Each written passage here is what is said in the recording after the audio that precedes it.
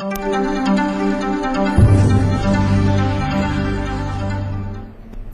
to ForexTV.com. It's Friday, December 7th. I'm Remy Huki with your New York Forex Market Buzz. In New York afternoon trade as of 12:45 p.m. Eastern Time, Euro-dollar is trading around the 146.60 level. Dollar-yen is around 111.70, while sterling-dollar is trading at 2.0280.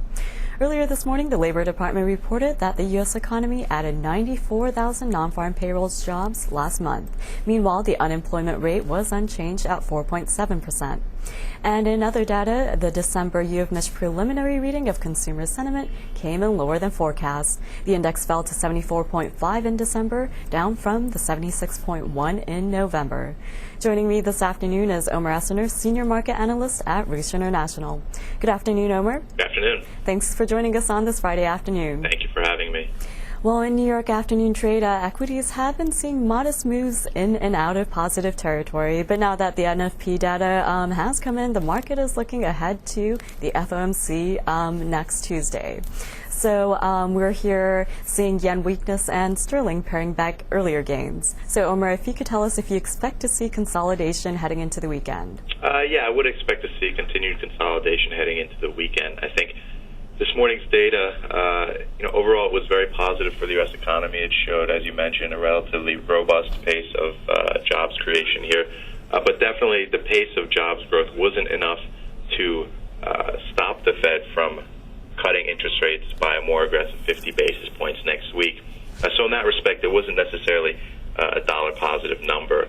I think, because it is such a close call going into next week with the Fed, whether or not they cut by 25 or 50 basis points, I think that will keep most of the majors relatively range-bound and, as you mentioned, in kind of a consolidation mode.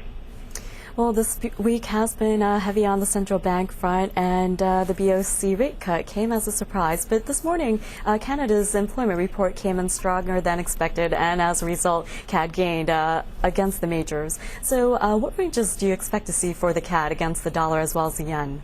Well, for the Canadian dollar, I think it is getting a little bit of a boost as a result of that better-than-expected jobs number this morning. Going forward, though, I think, again, some of the factors that have weighed on the Canadian dollar and on the Canadian economy are likely to persist. I think their manufacturing sector will remain under pressure, and I think exports from Canada will also remain pressured. So that's something that should keep the Bank of Canada concerned, despite the upside surprise of the jobs number that we saw this morning. So I think going forward, the Canadian dollar is likely to trend lower against the U.S. dollar. I expect a retest of 102, the figure, against the U.S. dollar, and I think it should find some kind of support, dollar Canada, that is around parity. And another central bank that reduced interest rates this week was the Bank of England. The BOE reduced its interest rate by 25 basis points at its meeting yesterday. And the sterling has pulled back this week against the dollar even before the rate cut. So going ahead, what's your sterling forecast against the U.S. currency and the yen? Well, going ahead, I think the British pound will continue to trend lower against the dollar and pretty much across the board.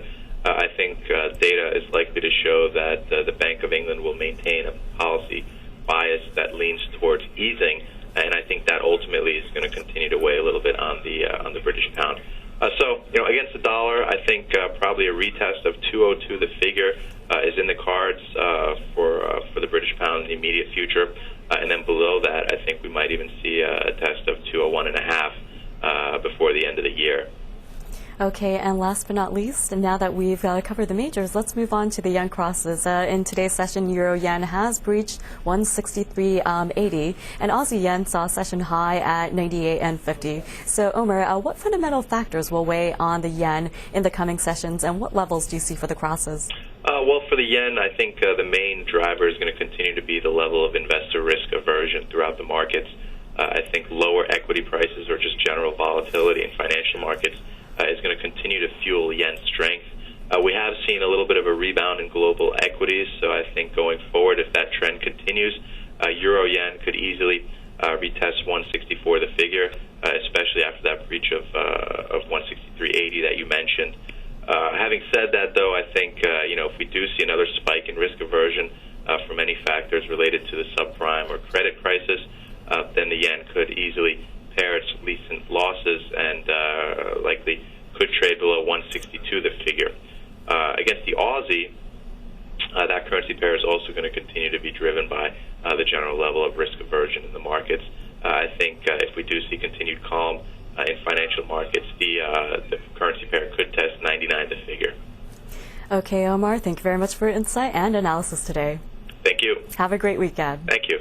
That wraps it up for Forex Market Buzz with Omar Esiner, Senior Market Analyst at Ruesch International. I'm Remy Hokie. Join us later this afternoon for PM Exchange right here on ForexTV.com.